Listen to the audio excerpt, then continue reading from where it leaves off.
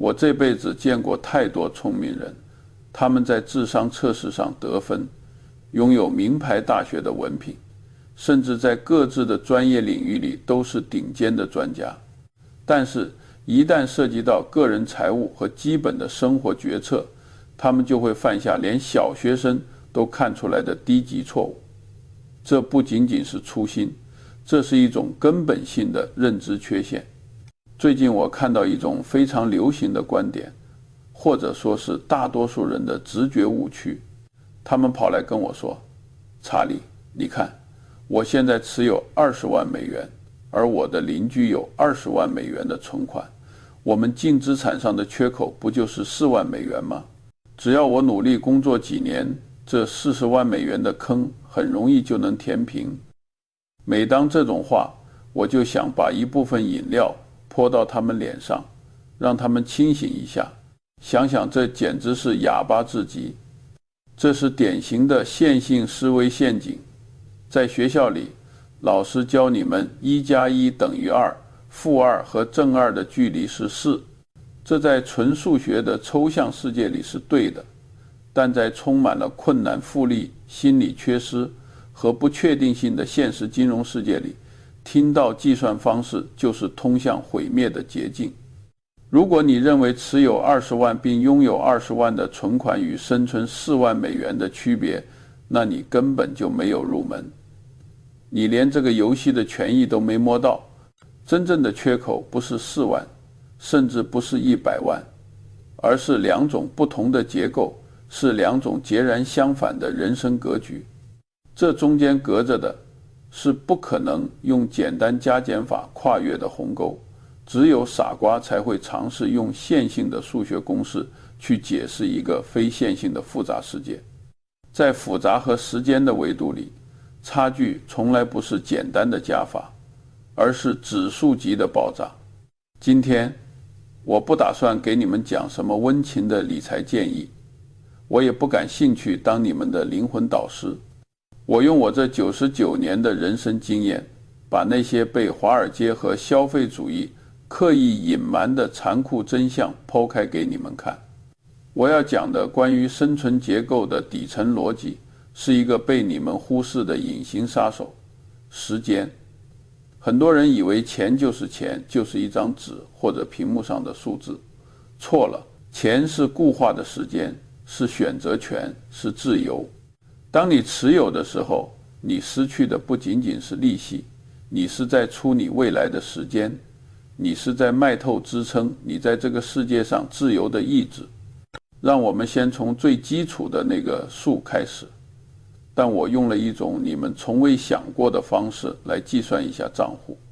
我要向你们展示为什么所谓的40万差距在10年后会变成一个致命的黑洞。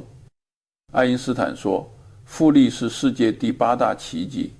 这句陈词滥调你们大概听的耳朵都起茧子了，但是大多数引用这句话的人都只前半句，他们忘记了，或者说是忽略了后半句，而那才是这句话的灵魂所在。懂的人赚它，不懂的人负它。复利不是一个中立的物理动作，像地心引力那样谁都公平。不，复利是有立场的，它是一个极端的抑制剂，它既是天使，也是恶魔。这取决于你站在哪一边。如果你站在正确的一边，它就是你最忠诚的仆人。即使你睡觉、休假、生病、老去，它都在为你工作而疲倦疲惫，就像滚紧雪球一样，让你的财富越滚越大。但如果你不幸站在错误的一边，比如你背负了高息债务，那么复利就是你这辈子遇到的最可怕的敌人。它不需要休息，没有异样性，也不给你任何喘息的机会。你越挣扎，它就越崩溃。让我们来计算真正的科目，用小学水平的数学，但是加上时间这个维度。假设你自己有2条平行宇宙，在宇宙 A 里，你因为追求享乐或者盲目投资，欠了20万美元的债务。我们假设这是混合了信用卡和个人贷款的债务，按照美国信贷的平均水平，年利率是 15%， 这是一个非常现实的数字，甚至对于很多人来说已经算低的了。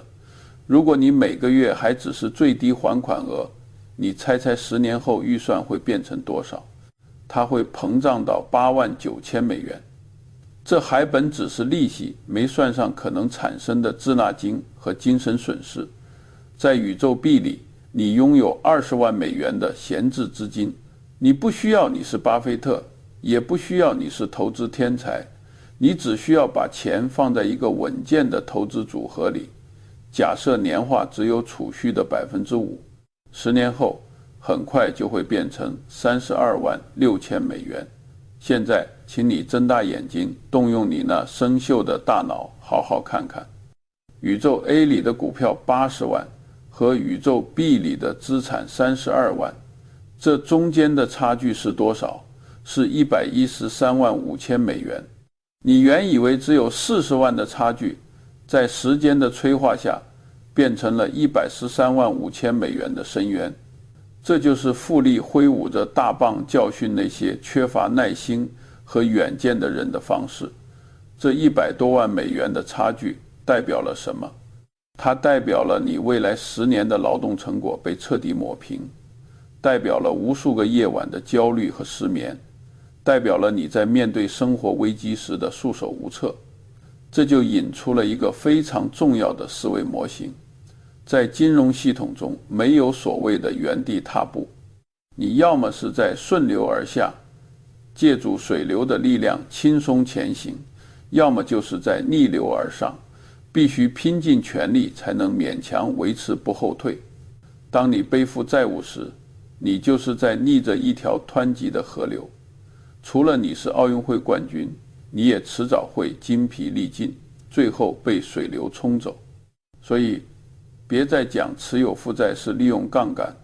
对于大多数没有专业风控能力的普通人来说，消费性债务就是毒药。它不仅吸干你的血，还从根本上改变了你和时间的关系。但我今天要讲的重点，甚至不是那100多万美元的账面缺口。钱没了可以再赚，虽然很难，但理论上可能是的。真正的灾难存在，债务从你的生命结构中硬生生切除，剥离了最重要的第4个维度——时间。我在南加州物理学大学的演讲中曾提到过，债务把时间这个指标从你的决策模型中剔除出来。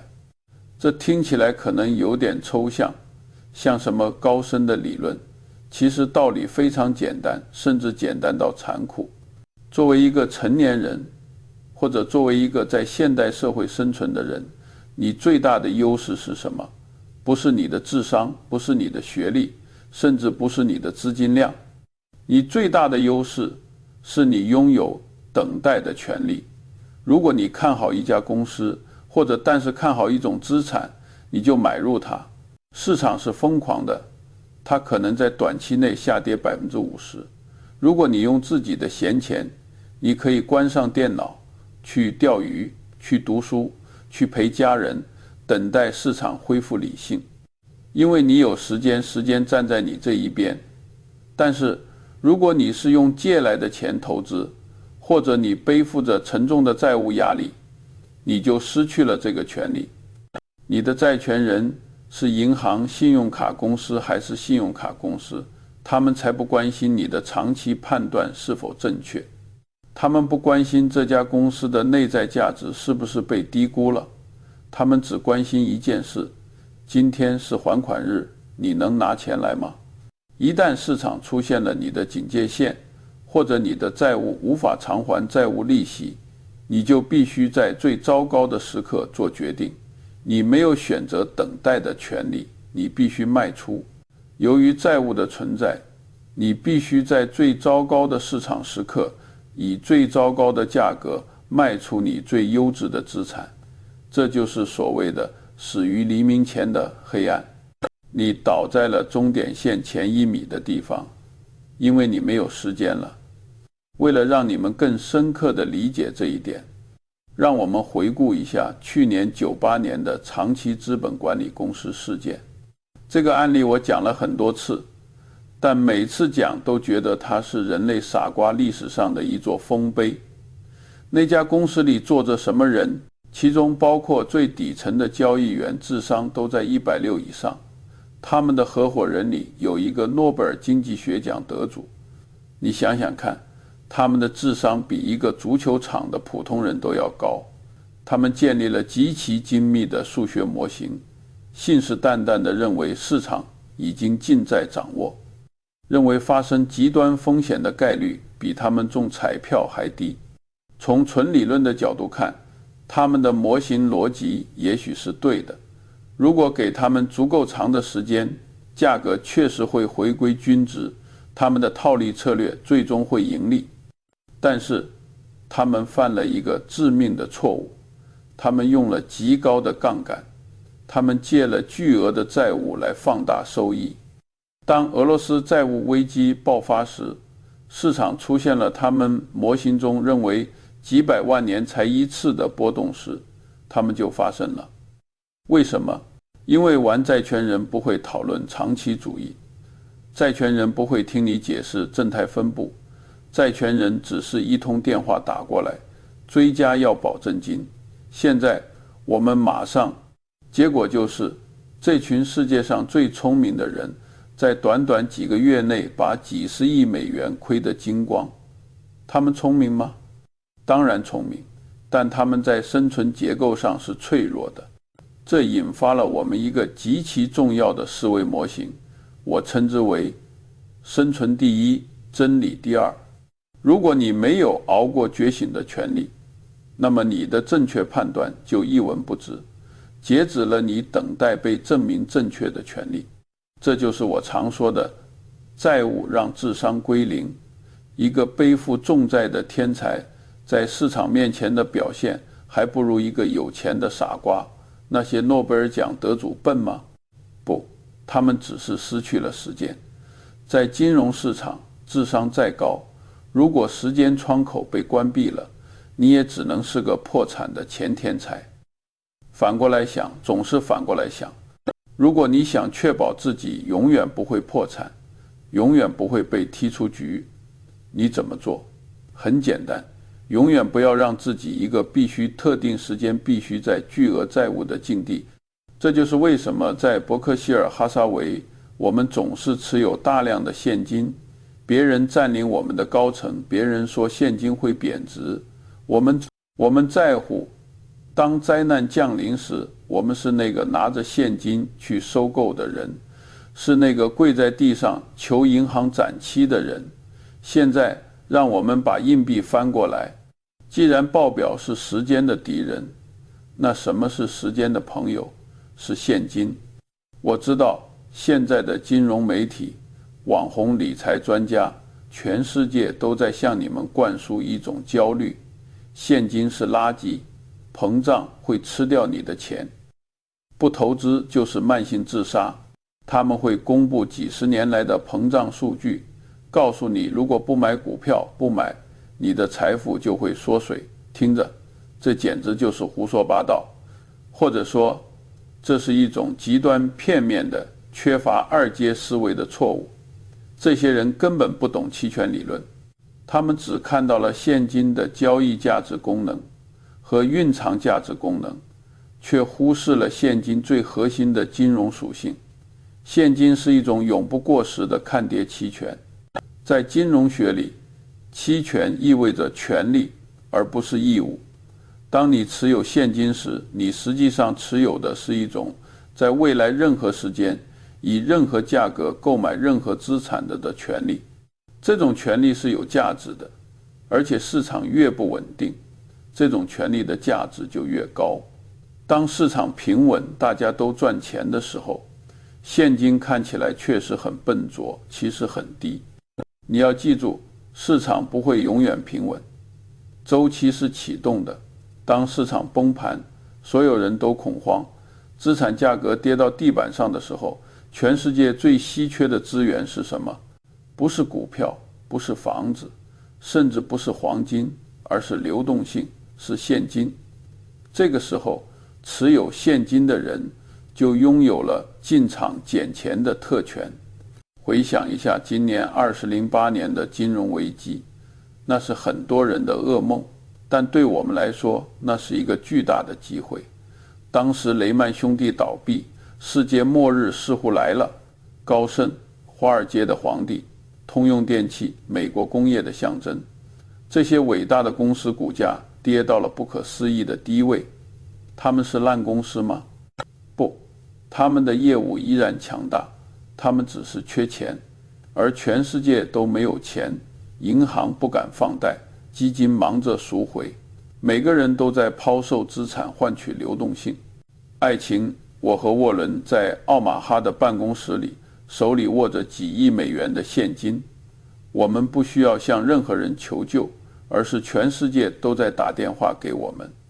我们给高盛开张支票，给通用电气开张支票，条款由我们定，利息高得惊人，而且我们还获得了大量的认股权证。这些交易为伯克希尔带来了数百亿美元的利润。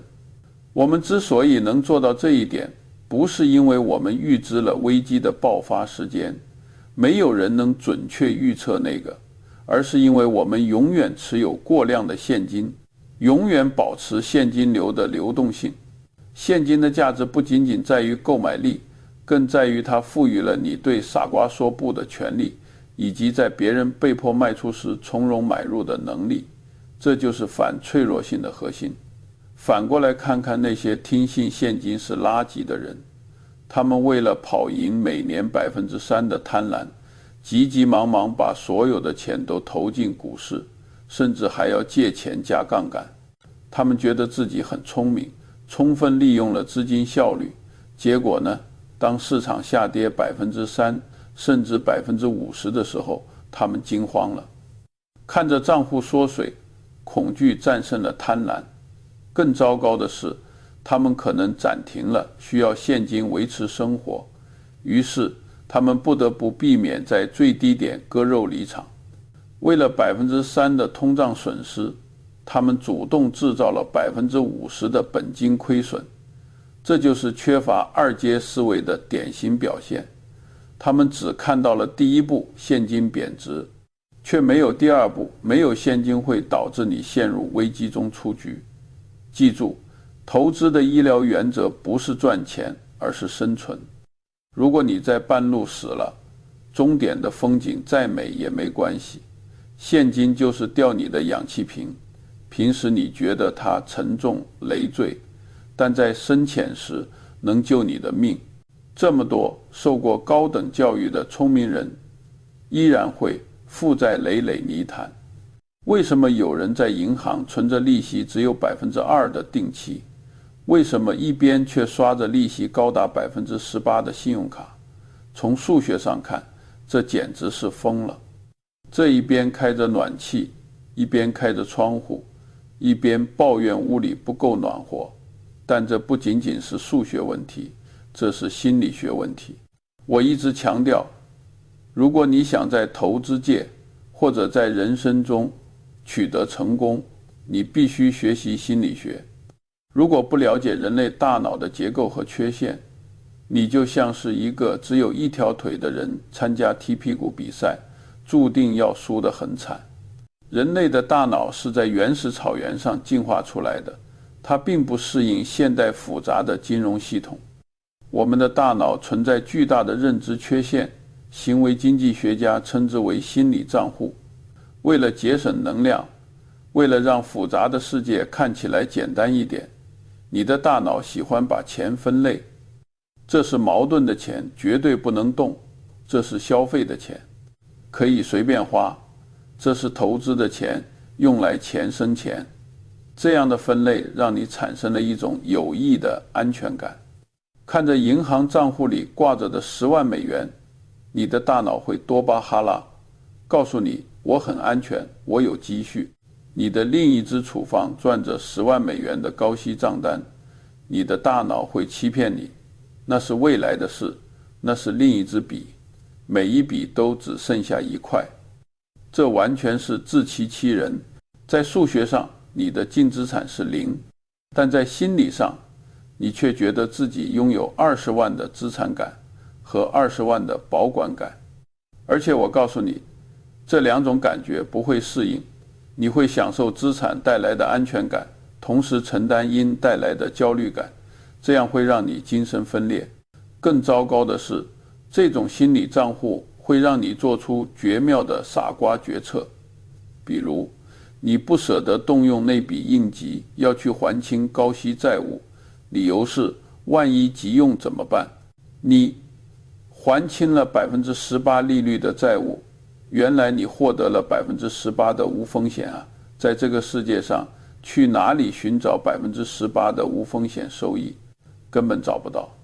只要你的债务利息和你的资产返还率，任何不还债的不良行为，都是用真实的金钱去购买一种名为安全感的幻觉。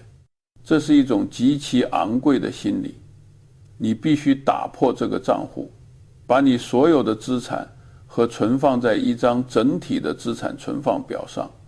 如果你欠了15%的卡债，却在做5%的理财，这不仅是数学上的失败，更是理性的破产。